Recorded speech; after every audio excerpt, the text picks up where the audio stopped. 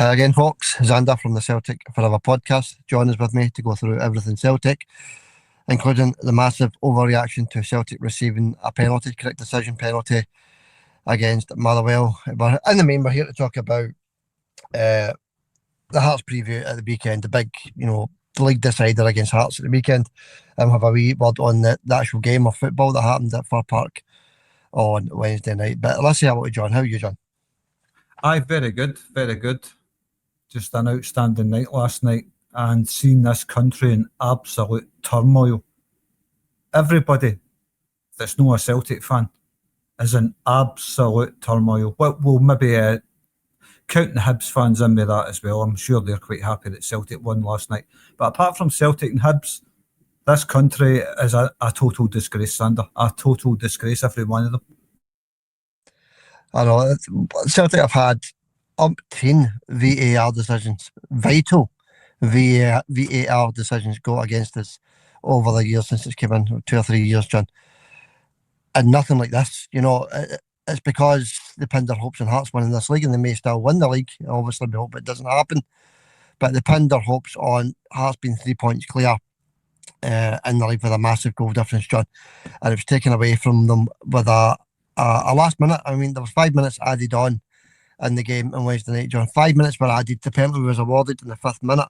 Now, I've heard some outlets in England and in Scotland saying the penalty was awarded in the 100th minute, John. So the over exaggeration to this decision and the total overreaction to it is actually quite sickening. You're right, John. It's vile. Honestly, it's vile. If that was Hearts or Rangers getting that penalty, the whole country would be laughing and loving it and saying it's 100% a Stonewall penalty. But you've got to bear in mind, everybody in this country, out with Celtic fans, probably Hibs fans as well, can't stand Celtic. And it's totally unprofessional. They haven't seen every angle. All they've seen is a couple of angles of that handball. And there's absolute turmoil. Look, at the same time, I'm loving it. I love to see them hurting. And that's all it is. They're basically hurting. And I've watched a lot of stuff with this penalty podcast, and I don't normally watch podcasts. No Celtic podcasts. I'm talking about guys, I don't want to even say their names, but they're just a total disgrace with what they're saying. It's unbelievable what I'm hearing. And you've got to bear in mind as well who was appointed in charge of VAR and the referee duty. In Dallas, two of the worst guys, the biggest blue noses officials you could ever get, were put in charge of this. So if they've deemed that a penalty kick, what's the other blue noses complaints? Aye, that's just beating and Dallas on the VAR. And it was a very quick decision, John. You think about how quick that decision. I saw VAR decisions taking 3-4 minutes to come to a conclusion, and they awarded that penalty within 30 seconds of looking at that monitor, John. The reaction to the Rangers fans you can understand. The reaction from the Hearts supporters you can understand. It's just anger and they're raging with the decision, even though it's the correct one. And it was the last minute of the game, John, the last second of the game. They're raging. I can understand that, right? Fair enough. And they can hit away utter nonsense if they want, John, right? But it's the reaction from the press nationwide, John, down in England. And you're talking everywhere, John. BBC Sports, Talk Sport in England, BBC Radio Scotland up here, Sky Sports down in England, Clyde One up here. All your main press outlets, John, all your main media outlets are coming out with absolute vile nonsense. I mean, Gary Lineker, excuse me, John, Gary Lineker coming out and saying it's the worst VAR decision he's ever seen.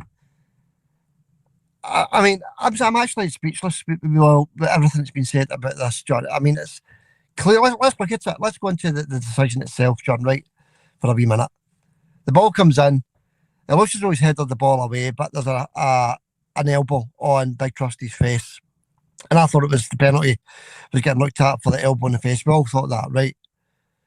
But then you see the replay, and the guy's hand is in an unnatural position. So right away, as soon as the ball hits the hand in an unnatural position, it's a penalty, John. That's the rules of football. His hand's in an unnatural position.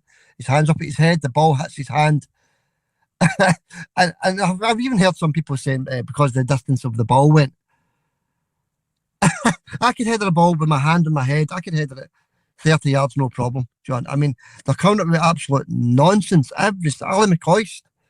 I mean, Chris Boyd, you know, all these sort of people that are getting paid good money, John, to spout this nonsense. Don't forget McInnes as well. You know what I mean? He's on after the game, the Hearts game. It's disgusting, is it? Well, what about your sectarian singing years ago? Was that no disgusting? You want to talk about proper disgusting? Let's talk about Derek McInnes and his sectarian singing up to his knees and all that stuff. That's disgusting, and Celtic fans should let him know come Saturday what they think of him for that. That guy's disgusting. That's proper disgusting. But anyway, we're not here to talk about that. But him coming out saying that really angered me as well.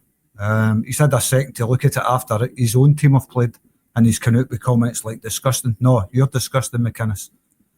But if you want to break down the actual penalty, Ralston throws it into the box. Trusty catches an elbow in the face. Right, that's a penalty. The player has jumped up and impeded Trusty from jumping as well, with his elbow over his shoulder. That's impeding a player in the box. That's a penalty. And of course the handball. So do we get 3 penalties for that? John, the moment the ball strikes the player's hand is 94 minutes 58 seconds. It's bang on, just about bang on, full time. And you're getting, you know, some people are saying 98, some people are saying 97, 99, 100 minutes, John. I'm hearing they're trying to over-exaggerate the actual circumstance of what happened on the park at Fir Park, John, last night. I mean, I can't believe the reaction. I woke up this morning to videos everywhere, John, everywhere. Nationwide anger, John, for a clear Stonewall penalty. I just don't get it. None of us get it. I mean, like we already says, the only people that's angry is everybody that's no a Celtic or Hibs fan. The rest of the country is raging. The whole country is absolutely raging. And as you said as well, down south as well, they're raging and all. But that's good. That's all right. That shows they're hurt and that shows they're scared. They've got fear. They fear Celtic.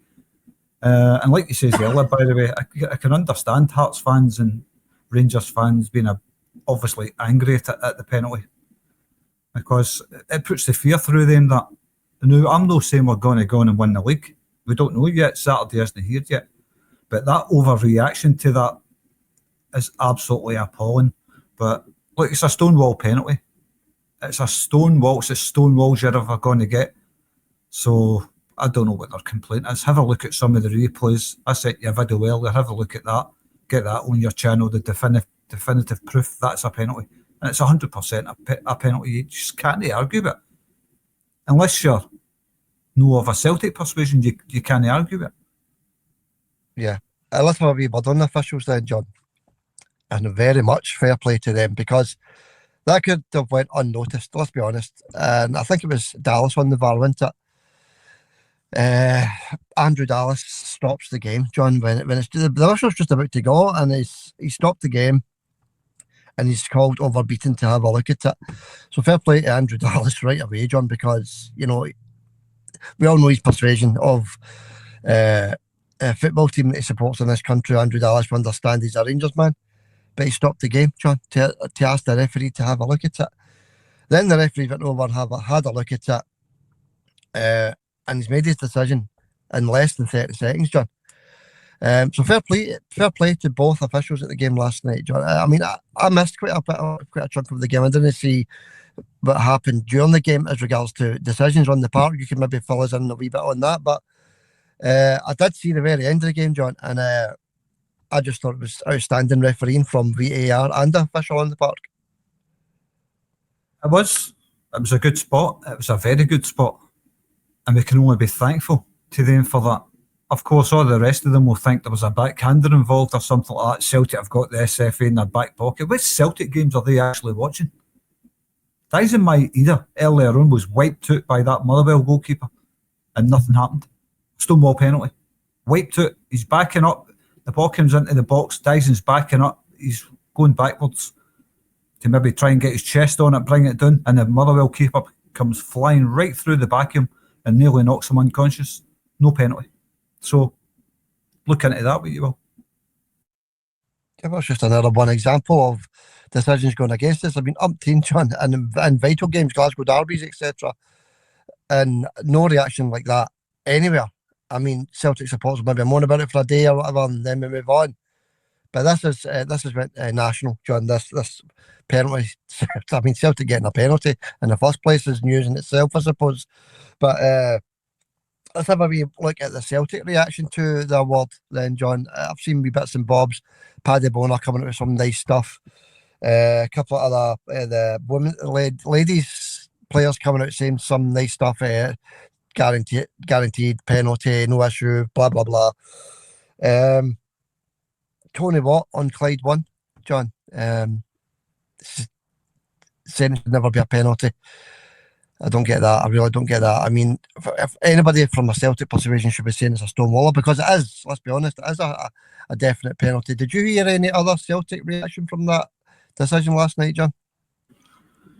I don't think so. The only ones that really stood out to me, reaction-wise, from the media, is, I know Derek McInnes isn't in the media, but that absolute walloper stood out for a start. He's hardly seen anything. He's getting interviewed at the end of the game. Fans are still in the stadium and he says it's disgusting. What is the scene? A 1 second clip? Right, so that stood out to me. John Robertson, the BX Hearts guy. Clown. Absolute clown. Keep your eye on your own team. Never mind Celtic. Celtic's nothing to do with you. You keep your eye on your own team, son. Never liked that wee guy. Obviously, Chris Boyd out with the disgusting stuff. Paul Hartley out, it's never a penalty. It's never a penalty. That was an ex-Celtic guy, Hartley, and he made me sick as well. Yeah, I saw the reaction from Hartley, John. That was pathetic. He's an ex-Celtic man. I mean, he's never a Celtic man in his life. And whether you, I mean, let's look at it through neutral eyes, John. I'm not a Celtic supporter, you're not a Celtic supporter. The ball comes into the box, the guy jumps with his elbow, leading with his elbow, and the ball ricochets off his hand as he's trying to clear it. I'm a neutral, John. That's a penalty. It's a penalty. I mean, I have heard a few other people down south, etc., saying it is a penalty, John, you know, on the press, and that's fair enough. But it's all your sort of our bigger names coming to your talk sport hosts, your Sky Sports hosts. As I said earlier, John, Gary Lineker. I mean, it's just mind-boggling. But I just hope over the next few days we get a wee bit more. And I think Chris Sutton was good as well, actually. He came out with a statement, actually, saying, bottom line is a penalty kick. But, you know, during the game, when he was actually watching it, when he was watching it in real time, John Big Sutton was saying, the only thing he can think of is for the elbow. He can't see anything else. And then he said, it's just a coming together. You know, so that's his immediate reaction to it. But when he actually sits down and watches it, like we've all done, John, it's a penalty, bottom line. That is the bottom line. It is a penalty. It was a penalty, and Ian Atchell tucked it away beautifully. But look, if you're jumping up like that and you put your hand practically on your forehead to make your body bigger as well, let's not forget. So he's impeding Trusty, and he's got his hand at his forehead. And it comes off his hand. I've seen the definitive video where it comes off his hand. It's 100% a penalty, and you've got these absolute bangers all over Scotland, fans and pundits alike, all disgusted with it. It's beautiful, Sander, to hear him disgusted. But if I was a neutral looking at that, like he says, if I seen some of the replays I've seen, I wouldn't judge it on, you know, just a ball coming into the box and a header away. I would wait until I've seen all the proof and I'd say, it's definitely a penalty. That you can't deny it. That's my take as a neutral. But as a Celtic fan, I'm just disgusted with this whole country, Xander. They're absolutely shocking. I know there's a few of them that say it is a penalty. I've even seen a few Celtic fans actually saying they think it was soft, but have they seen all the views, all the angles of the incident? I don't think so. Because when you see the proper angles, you'll see exactly why that penalty was given. And I'm surprised that boy wasn't sent off for his high elbow and Trusty's face either. Exactly. Exactly, and what pressure in the actual must have been under to take that penalty. But can we use all this reaction, John? Can the Celtic manager and the players use this, and the supporters in the stadium on Saturday, to our advantage, to put in a... I mean, we've been lacklustre all season, Celtic, let's be honest. Can we use that? Can we use that as motivation to put in a more dynamic performance against them on Saturday? I think you've got to use it. I think Martin O'Neill's got to let them see the video of Derek McInnes as well. He's got to let them see it. He's got to let them see Boyd and all that, Hartley and Robertson. He's got to let them see all these reactions for all these, shall we say, blue persuasion pundits. Just let them know. So let the players know. Show them it. This is what they think. You think these are disgusting and all that stuff. They think these are cheats. Apart from that, he's owe them one, and you need to go out there and turn them over convincingly, 3-4-0. That's not going to happen, by the way. But Martin O'Neill will have it drilled into them, Xander. Trust me. Celtic know what they need to do. I don't know if he'll use that as motivation, but he certainly should. Aye, you look at it. What that means last night is, the big man scoring the penalty, as instead of having to win 3-0, we need to just win the game, 1-2, whatever. As long as we win the game, 2-1, 3-2, doesn't matter. But if we didn't score that penalty, John, we would have to have scored 3 or more goals to win the league against Hearts, and that would have been very difficult. So it's actually massive. The goal is massive. All right, John. We've said our piece on it. We've said our wee bit on it. But what a night it was, as you said right at the start of the podcast there, John. What a night. We went behind quite early on. Motherwell went ahead. Then we got an equaliser through Dyson-Mead. What a finish, by the way. All this is lost and all this hurrah, I feel like. But what a finish from Dyson to make it 1 each. We go ahead with an absolute stunning finish from Nygren. 2-1, and then I sort of had a feeling Motherwell were going to score. And by the way, John, where was this Motherwell performance against Hearts last week? Because I watched that game, and I can't count how many times Motherwell passed the ball straight to a Hearts player. I didn't see Motherwell do that once last night against Celtic. It was like Barcelona again. I thought Motherwell were excellent last night. I do think Askew has got them playing a fantastic brand, but like you say, where was that against Hearts? Where was it? And I've seen all the Motherwell fans all rooting for Hearts as well. Come on, Hearts, you can beat them, you can do it, and all that stuff. Well, right back at you. I hope Hibs absolutely pump Motherwell on Saturday. I really do. I hope they pump them and make them lose that spot for Europe. They don't deserve it with that kind of talk. Their fans, I mean. Yeah. Well, that's worth keeping an eye on. Hibs to pit Motherwell with that European spot, and they got a good result at Ibrox as well, didn't they? Last night, 2-1 win for Hibs. But I've not even looked at that, John, to be honest. I've not even paid much attention to that. Okay, we get the winner. We've already spoken about that. Last second of injury time, and the actual takes it well, under a lot of pressure. Reaction from the Celtic fans, John, absolutely beautiful. And I'll tell you what else I liked, John, was the reaction from the Sky Sports commentator. Iconic moments from the Celtic supporters, John. Now, if this was the other guy on Sky Sports that does the commentary, he'd be saying how bad it is the Celtic supporters coming onto the park.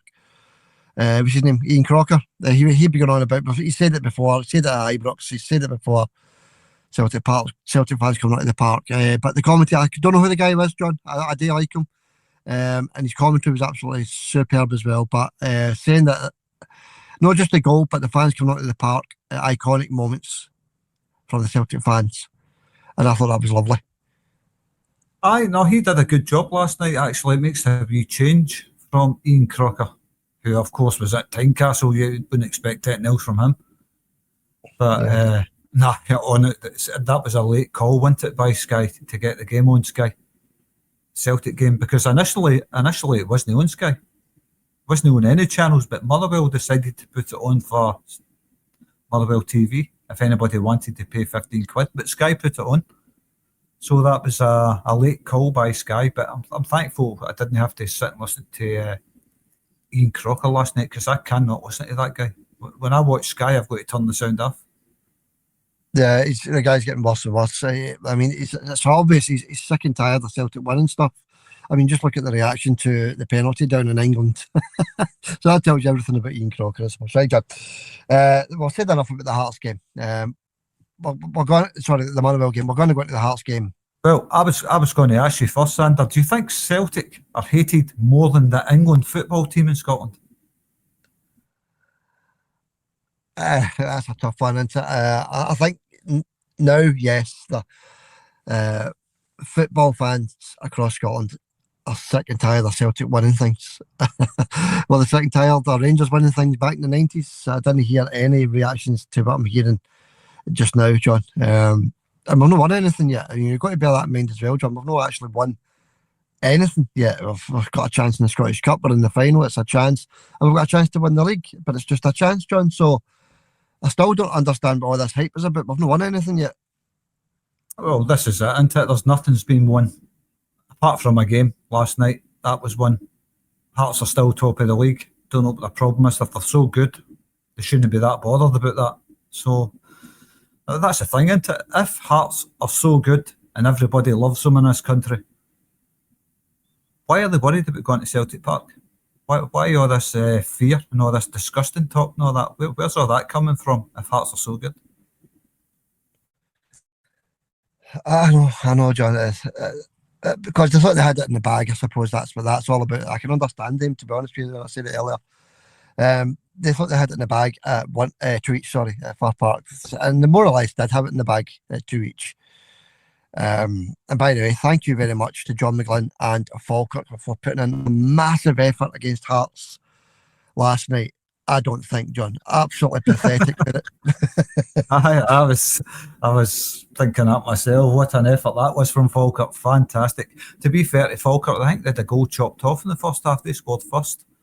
But no, look, Hearts are a decent team. I kind of expected Hearts to win there, but I did say they might draw. But Hearts at Tynecastle, especially when they hear Celtic are losing and the fans start cheering, that's going to give them a big lift in it.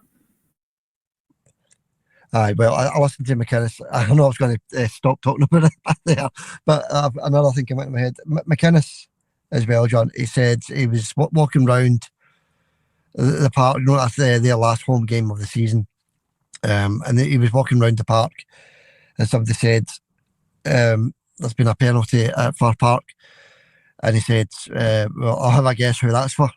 You know, this is supposed to be a professional football manager. He's worse than McCoy, John. The guy's just, he's a wee bigot. And I don't care who hears me saying that. The wee guy, McInnes, the video proves that he's a bigot with his bigoted songs he was singing, John, back in the 90s, captured on video. So that tells you everything. Well, we've all seen it. And recently it started to circulate again. McInnes up to his knees. I don't want to say the full song, but every Celtic fan listening knows exactly what I'm talking about. Every fan listening knows exactly what I'm talking about. He's up to his knees in something. We'll not say what it was, but that blood of a certain persuasion. Aye, blood of a certain persuasion. Donkeys or something like that. I don't know. Parrots. I don't know.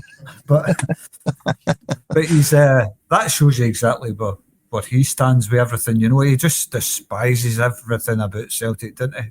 The guy's an utter clown, man. Celtic really need to step up and put that wee clown in his place on Saturday. I certainly hope so. Yeah, that brings us on nicely to the big preview then, John. Let's do it. Let's get into the preview of the big game. And it's only about 36 hours away as we speak, John. It's not long to go. It's unbelievable how quickly this is going in. Saturday, early kick-off on Saturday. It's going to be absolutely massive. Celtic Park, sunny Celtic Park on Saturday. Just under 60,000 Celtic supporters. I was having a look at their allocation, John. And by the way, just before we get into the big preview, correct score guesses. There's only 2 games to go, folks. Correct score guesses. Quite a few people got their guesses in for Motherwell, but not everybody. So you missed your chance because I did say on the last podcast that we were only going to be doing a Motherwell preview. So anybody that was listening would have heard that, like the few that did put their guesses in. So unlucky if you didn't get your guess in for that, but you can get your guess in now for the Hearts game. 1 guess each into the comments, correct score guess to win the fantastic prize. If you are second, because John's already won it. If you are second, well, you're not officially won it, John, but you're more or less there. But if you're top or second below John, because John kind of won it, you will win the fantastic prize. So get your guests in for the correct score. And even if you're not on the league table, get your guests in for the correct score anyway. Right, that covers that, John. But what was I going to say there? Oh, yeah, the allocation, the Hearts allocation, John. I was having a wee look at it and I was hoping it was going to be very low. And it is low, but it's not quite as low as what they give us at Tynecastle, John. It's between 600 and 800 tickets to get. What do you think of that?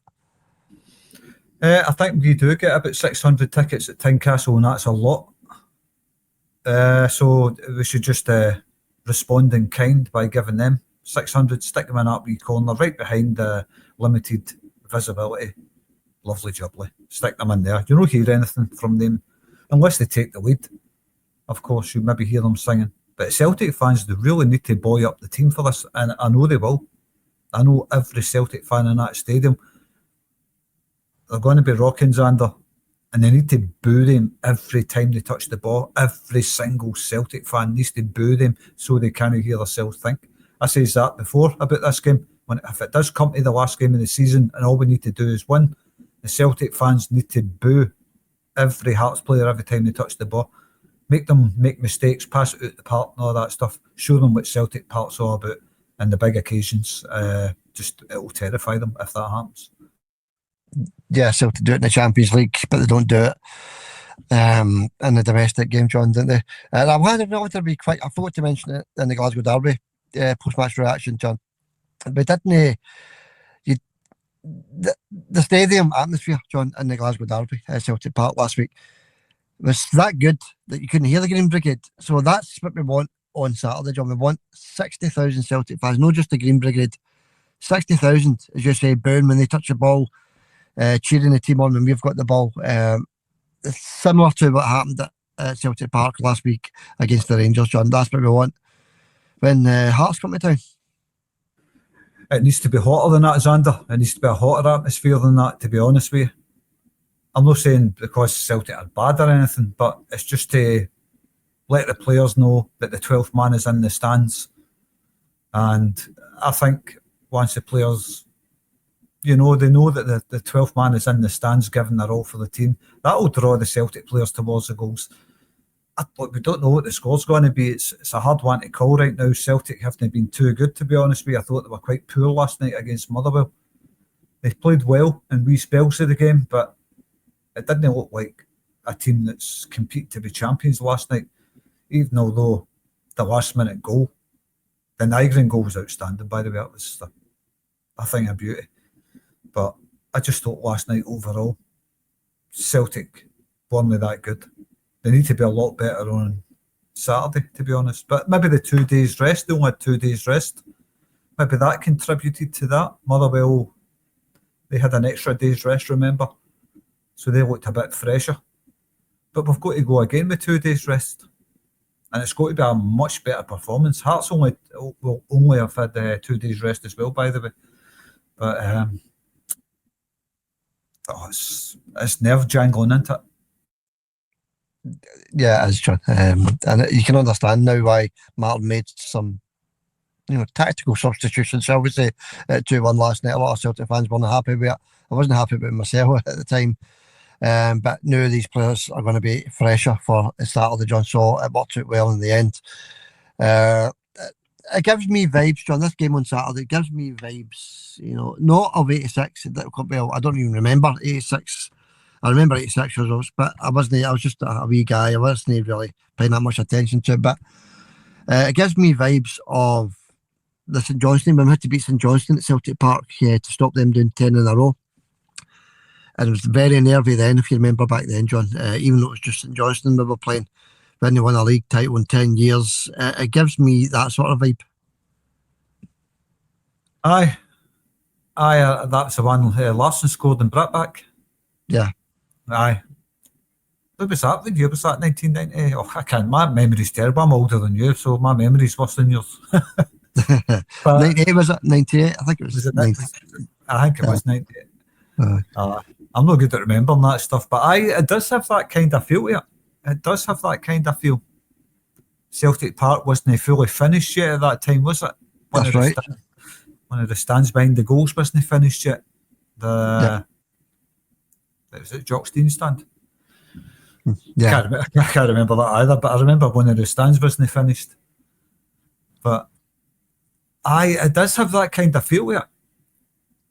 But at that time, St Johnstone, well, there was no such thing as a split league at that time either. yeah. I don't know what St Johnstone's position on the table was at that time, probably near the bottom. But this is a team at the top of the league we're playing. So it's going to be completely different. We're going to be playing a very good team. But it does, I know what you mean, it does have that kind of feel. It is that type of game. It's win or win nothing. You don't win, you're getting nothing. So it's a must-win game for Celtic. Everybody knows that. It's a must-win game for Hearts. Well, Hearts can get away with a draw. If they draw at Celtic Park, they win the league. So they're slightly go at the edge there in that kind of department. So you maybe look at Hearts as slight favourites to win the league. If you look at that, all they need to do is draw, whereas Celtic need to win. But thankfully, the goal difference things away. That's a big bonus, isn't it? We don't have to win by 4 goals or anything like that. So that's the only bonus we can take right now. But it is a must-win, and Hearts obviously only need to draw. So it makes it very tense and close. It is. I mean, they could just put 10 men behind the ball, John, and try and defend for the full game. But I don't think they will. But McInnes, did hint at that in his interviews last night, John. They did hint at him to, sit back and take it in, or sit back, take it in, try and play for the draw, or go for the throw, if you like, against Celtic. So we'll wait and see what his plans are. But it's all about Celtic, John, what we do. 60,000 screaming Celtic fans at Celtic Park. That is, for me anyway, that, cancels out the slight advantage they've got. We only needing a draw, John, because 60,000, even if we do go behind, and we saw our powers of recovery, John, over these last 2 or 3 months, John, since Martin O'Neill's came back. We saw the powers of recovery. It's been outstanding. Last minute winners in various different games. So we do have a power of recovery, but we're conceding a lot of goals. It's a bit late in the day, John, to try and sort that out. And I think we just need to go for them. We need to go for their throats and just go for them from the very first whistle. I mean, I've said it time and time again on here. When Celtic need to get the job done in recent years, when they need to get the job done in games like that, they get it done, Xander. That's what we've got in our favour. It's a home game. Celtic need to get it done, and they generally tend to get it done when they need to get it done. But is that going to be the case on Saturday? We'll wait and see. We'll wait and see, right? Okay. I know, and it's no long to wait, is it, John? Odds, if you're talking about Hearts, the favourites, and etc. to well, no favourites, but a good chance to win it, John, because they'll need a draw. Let's have a look at it then. It's 1-2, 1-2 Celtic to win at Celtic Park in 90 minutes. Obviously, there's no extra time anyway. 5-1 Hearts, John. 5-1 to win at Celtic Park, and the draw is priced at 3-1. So 5-1, John. They're definitely giving Hearts a chance, aren't they? And you can see why. Look, they're the top of the league team. They've been there for most of the season, so you can definitely see why. But for Hearts to win the league, it kind of favours them a bit that they only need a draw. That's the thing. But being at Celtic Park, it might be a bit harder than you think to get a draw there. But like I said, look, we don't know yet. The game hasn't been played yet, but we'll wait and see what happens. It's a tough game for Hearts as well.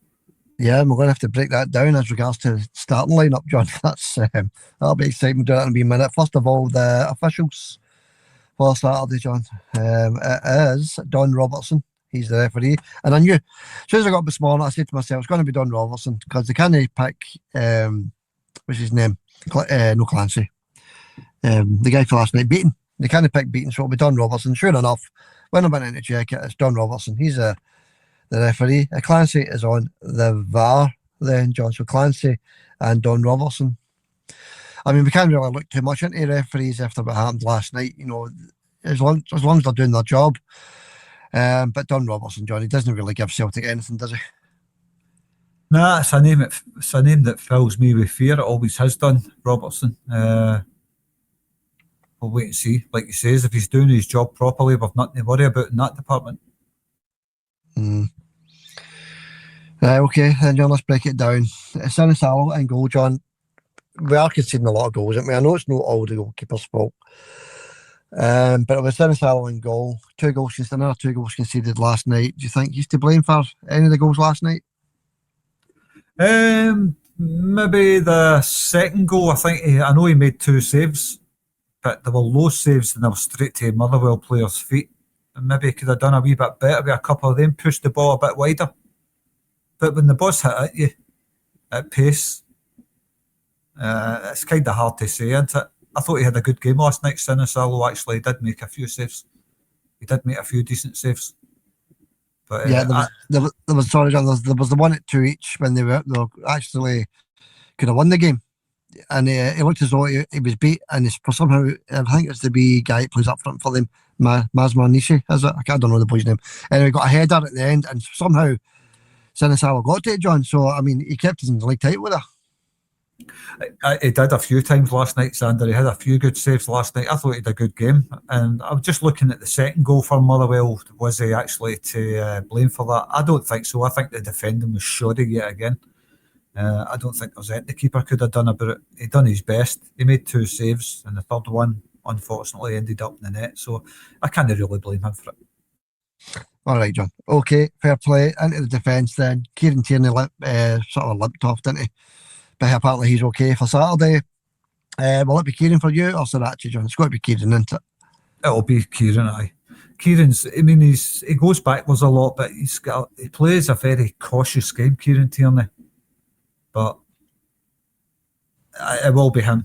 They won't break up that partnership with him and Alistair Johnson. That'll stay for Saturday. Yeah, Alistair was rested against Motherwell, so he'll be starting as well. So we both agree on that. Centre halves, we both agree with Big Trusty and Skilsey. Aye, I mean, I keep seeing Carter Vickers in training when you watch these Celtic videos. It's just teasing you, isn't it, seeing him in training? Imagine he made a recovery for Saturday, ready to go. Him and Big Trusty. Carter Vickers and Trusty at the back, that would be outstanding. But I think it'll be Trusty and Scales. I'm getting into dream world there. Even if he was fully fit, Johnny wouldn't risk it with it. He was no match fit. So unless he's been playing matches behind closed doors, don't know. I can't see it, John. But he was on the park, Far Park at full time last night. Did you see him on the images coming from Far Park? No, I haven't watched that, but I believe you when you tell me. I did see him in the training videos for the last few weeks, running about like a headless chicken. That's good. Yeah. I just love to see his name on the team sheet for Saturday. All right. Okay. I'll wait and see, John, on Saturday. Midfield then, Callum McGregor. He's been up and down all season, Callum. He's been up and down. So wanting a performance that is up against Hearts, that's what we're looking for. He's still a captain. He's still a very, very decent player. That was the one against Motherwell where he took the ball full length of the park and ran it to the box. I thought he was going to hit the shot, John, and he laid it off to Yang. I don't know why. He must have been knackered after it. He ran about 50 yards and then decided to pass rather than shoot. Did you see that one? Oh, I can't remember most of the game last night. I did watch it, but I can't remember a lot of things that happened. I remember Tenecti, instead of hitting a shot, he tried to cross it and put it right out for a throw in. I was like, what are you thinking about that? He's right into the box, at the angle of the 6-yard box. Instead of hitting the shot, he tries to cross it in and puts it high, right out the park. I was like, what are you thinking about there? Why are you not hitting a shot there? You're only 6 yards out. Hit it, smack it right into the net. But I don't know why we're talking about this game last night. Anyway, centre of the park, on you go. Yeah, McGregor, it's going to be Nigel again, obviously. He was taken off to be arrested. And Arnie Ingles, he played brilliant against the Rangers, but he never showed up. Well, he showed up, but he'd never done anything special that I saw against Motherwell. So, but for me, it will be Ingles again, John. Ingles, Nigel and McGregor. You think there's going to be a change? I mean, you've still got Oxlade, Chamberlain, Luke McCowan. Bernardo seems to have disappeared off the radar. But what do you think, John? Who's your middle three? I agree with you. I think it'll be Nygren. Ingles and McGregor. I thought last night Arnie Ingles was quite poor. He missed that chance against Motherwell that came off the bar after their keeper absolutely flattened Dyson Maeda. He hits the shot, just empty goal, hits it off the bar. Got to be doing better than that, Xander. Oh, aye. Empty. I mean, I never saw that, but an empty net, you've got to bury it. Especially in a big pressure game like that, you can't be missing chances like that. And would that goal have stood if he hit the net? Oh, absolutely, it would have stood, aye. And the keeper comes out and flattens Dyson. Dyson's about 12 yards out by the time the keeper flattens him. The keeper comes out right out of the top of Dyson, practically knocks him out. It falls to Engels at the edge of the box after the keeper gets a wee punch on it. Engels tries to chip over a couple of defenders and it hits the bar. But it was more or less an empty net, aye. All right. Okay, so it's the 3 anyway for both of us and up to the forward line. I mean, big in it, actually. I mean, you must just not be fully fit, John. That he's no starting these games. But Dyson through the middle, good finish last night. Went at Dyson, very sharp finish, powerful finish from Dyson. Brings us back into the league title, in fact. Good finish. So it's going to be him up front for me. I would go with... I mean, I would like to see Dyson on the left and the actual through the middle and Forrest on the right, but that's not going to happen. So I think it's going to be Dyson, Tinnick and Yang, John. I think so, because I don't think there's any other combination. I mean, we're still missing players, so that's the only combination that Martin seems to be picking right now. And like he says, unless he decides to put any actual through the middle, Dyson on the left and Forrest on the right, then it's going to be Yang, Dyson and Tinnick. Okay, all right, John. Fair play. That's it. That's what we think the starting lineup's going to be. I did say there, John, just before we've done the lineups that we've got to attack.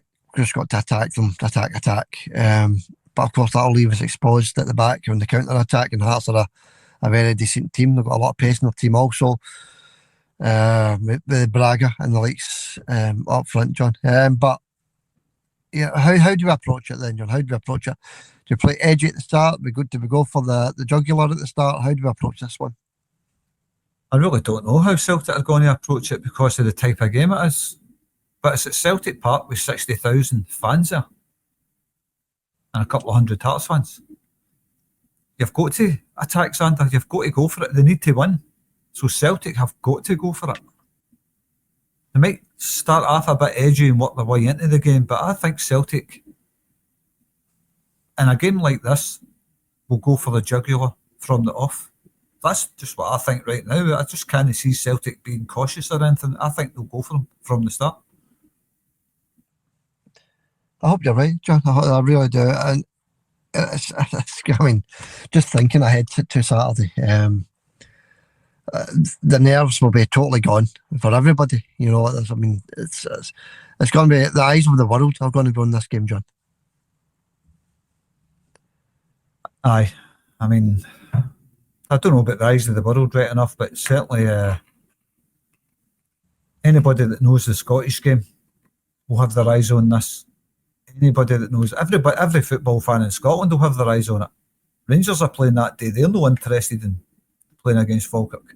They're interested in what goes on at Celtic Park. Every team's interested in what goes on at Celtic Park. Most of Britain will have its eyes on Celtic Park. Ireland will have its eyes on Celtic Park. All these places in America and abroad, they will have their eyes on Celtic Park. So, the eyes of the world. Yeah, I've also heard some journalists, because of all this carry on with the penalty last night, some journalists saying that's because of what Hearts have done, making it a challenge this year. It's the best league in Europe this season, John. I don't know how close the other leagues are, right? Don't know how close it is in England. I don't know how close. But if these guys are saying, it's the best league in Europe this year because of the challenge, then that's something else, isn't it? Aye, well, I've not heard anybody saying that, but I don't pay as much attention to stuff like that as what you do. But it's been a great league this year if you're a neutral for a Celtic. From a Celtic fan's perspective, it's been poor because Celtic have been really poor, and that's the only reason Hearts are sitting up there, 1 point above us. because we've been so poor this season. We brought in that Wilfred Nancy guy. I'm no disrespecting him, but he was absolutely brutal. Celtic have lost 8 games in the league this season, Xander. 8 games and drawn 4. That's just not what you're used to seeing with Celtic. Normally you'll see Celtic's drawn 3 and lost 1 or 2, something like that. But that shows you the gulf compared to last season, how much Celtic have slidden. But they're still there, Xander. Still there. With a brilliant chance. A 1-2 chance. Actually, John, when you look at the bookmakers, a 1-2 chance of winning the league. Hearts have a 5-1 chance of winning the league. So when you actually look at it at that perspective, John, they're not giving Hearts that much of a chance, 5-1 to win the, because basically that's what these odds are. They're not 5-1 to win the game, it's 5-1 to win the league, and Celtic are 1-2 to win the league. So the bookmakers, they don't always get it right, but they're definitely backing Celtic to win the league. I don't often get it wrong, but like we've said a few times this season, you look at some of these bookie stats and you think the Celtic are guaranteed favourites, and then they've lost. Yeah. 2 teams like Hearts, Dundee United, Hibs, all the dross of the day. So, no saying Hearts are dross. I think Hearts have done well this season to be able there. You've got to congratulate them for managing to stay up the top of the league for so long. And if they do win the league, they'll have deserved it, Xander, because they've been more consistent than Celtic, and they will have deserved it. But nobody's looking at that right now. All we're looking at is making Celtic Park an absolute nightmare for them and go for their jugglers from the start. But look, it's too early to say. My attitude might change, but I've got a feeling Celtic's going to do it, Xander. Yeah, I hope you're right, John. I mean, you look at the Celtic do win on Saturday. We go to the top of the league for the first time this season on the last kick of the ball, John. That would be something else in itself, isn't it? It's an amazing stat, that actually, isn't it? Yeah. It is an absolutely astounding stat, that if Celtic do win the league, go to the top, that's the first time this season. On the last game of the season, that's an amazing stat, that actually, isn't it? Yeah, I mean, the boys just need to put an extra 10. If everybody puts an extra 10% in from what they did against the Rangers, we'll do it, John. We will be champions come Saturday, John. So, just need a score prediction, everybody. What you think? Right, that's well, but obviously it's tough. It's tough to call a score prediction, and the score prediction is just more in what I hope than what I think it's going to be. But I have got a wee feeling Celtic will edge it. I hope I'm right. Could be totally wrong if any Hearts fans are listening. But we've got a wee league table going, and I want to get my final score predictor, the penultimate score predictor, correct. But I have got a wee feeling, all you Celtic fans and any Hearts fans that's listening, I've got a wee feeling Celtic might sneak this one by 2-0. Yeah, I mean, 2-0. It would be brilliant, especially if we get an early goal. That would be absolutely amazing, wouldn't it? 2-0, yeah. I mean, you just think, what would happen at the full time if it finishes 2-0 or whatever? 2-0, 3-1, 3-2 to Celtic, whatever, as long as we win. Just to imagine the elation at Celtic Park, John, when that full time whistle goes. I think you're going to get the crowd running onto the park. And I also think you're going to, I think it's going to be one of the, if not the best league winning title the Celtic have ever had, John. What do you think?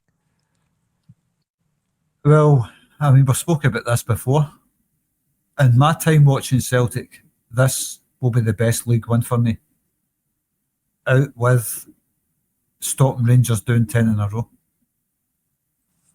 Just because we have to be top of the league all season. And to win it, like you says earlier, on the last day of the season will be the first time we've been at the top of the league, if it happens. I don't know if it's bigger than stopping Rangers winning 10 in a row. I really don't know. But just because of everything that surrounded Celtic this season, maybe that will be, for me anyway, Celtic's best league win in my time watching Celtic, possibly. Yeah, but I look at the reaction to the UK reaction to Celtic winning last night, John, right? We didn't have that back when we were trying to stop 10 in a row. We didn't have all that negativity UK wide surrounding our club.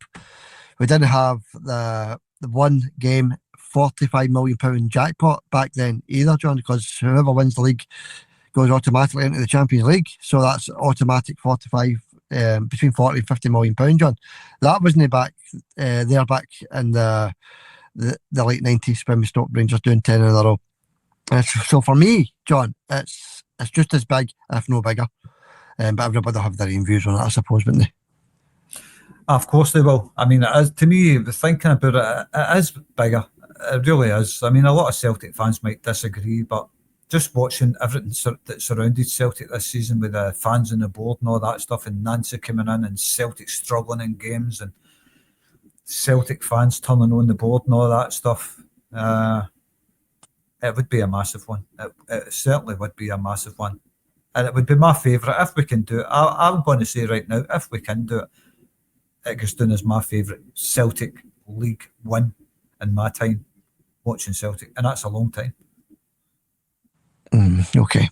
The judge didn't give you my prediction. I'm going 3-1 to Celtic on Saturday, Sunday, on Saturday. And watch, if we do it, just watch the parties begin. A wee quick word on, I don't want to finish negatively, but a wee quick word on, if we don't do it, John, we still have the chance of Champions League money.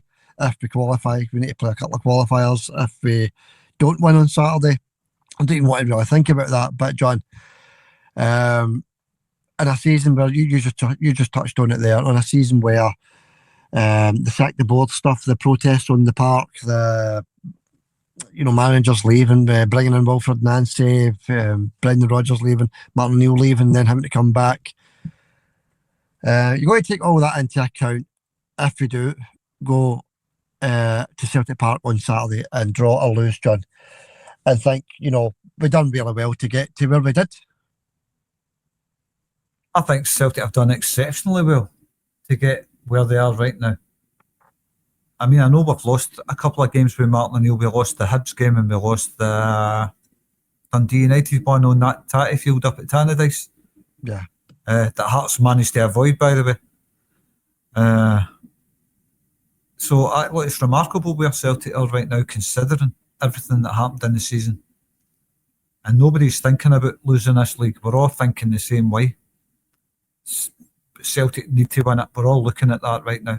And if it doesn't happen, like he says, all we can say to Martin O'Neill is thank you for coming in and helping Celtic. And the board should hang their head in shame for bringing in Wilfred Nancy and getting rid of a guy that was firing for Celtic. So you've got to look at things like that. Yeah, no matter what happens on Saturday, John, there's going to be the big rebuild, isn't there? Not a rebuild. I mean, if you win the league, you don't need to rebuild. You just need to put the foot down on the pedal, John, accelerate a wee bit and just go that wee bit further ahead, bring in some decent players. Don't know what's going to happen manager-wise, John. All depends what happens on Saturday as well. Even if we lose the league, I would still give Martin O'Neill another season, to be honest with you. But, we don't know what's going to happen this summer. So Saturday is absolutely massive, John. An early goal, I know I keep saying it, but an early goal would certainly settle my nerves. Defence is a concern for me. It really has been a concern all season long. But we do have Alistair Johnston back, John. Even with Alistair back last night, John, we conceded 2 goals. So, he's not the answer to all of our players, if you like. But we do have that brilliant 60,000 Celtic fans behind us on Saturday, John. Well, Saturday's a different ball game to last night, Xander, playing at Fir Park. And it was a full house at Fir Park last night.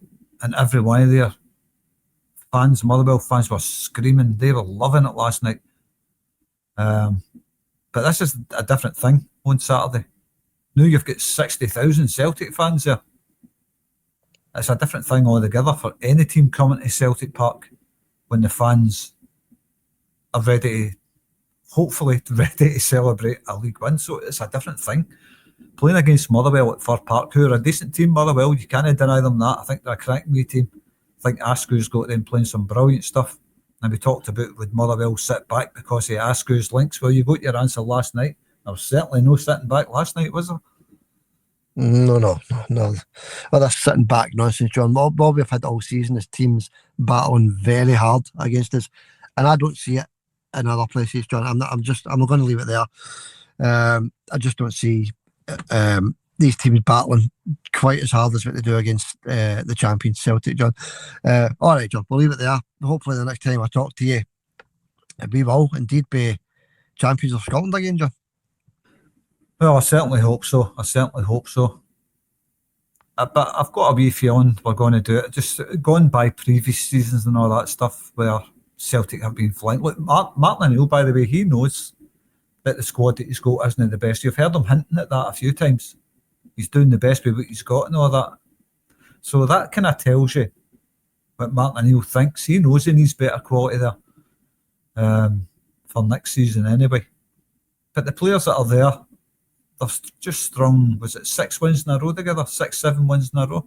They've done fantastic the last few games. We talked about this split and where it could all go wrong for Celtic. We pointed out Hibs, that very hard place to go. We pointed out Fir Park. We pointed out Rangers at Celtic Park. And we've came through it unscathed. Absolutely unscathed. That's remarkable. Yeah, it's remarkable, John. And we still find ourselves that 1 point behind Hearts. So, I mean, what a turnaround it's been, John, considering how far behind we actually were. So, as you say, well done to Martin O'Neill, no matter what happens on Saturday. All right, John, we'll say our piece. We'll say our piece after the game, no matter what happens on Saturday. We'll come on and chat about what happens either way. Saturday night, John, I'll see you then. Catch you Saturday, Xander. Hope it's a happy one. Hail, hail, mate. Hail, hail, John. Catch you all later. Enjoy the game on Saturday, everybody. Hail, hail for now.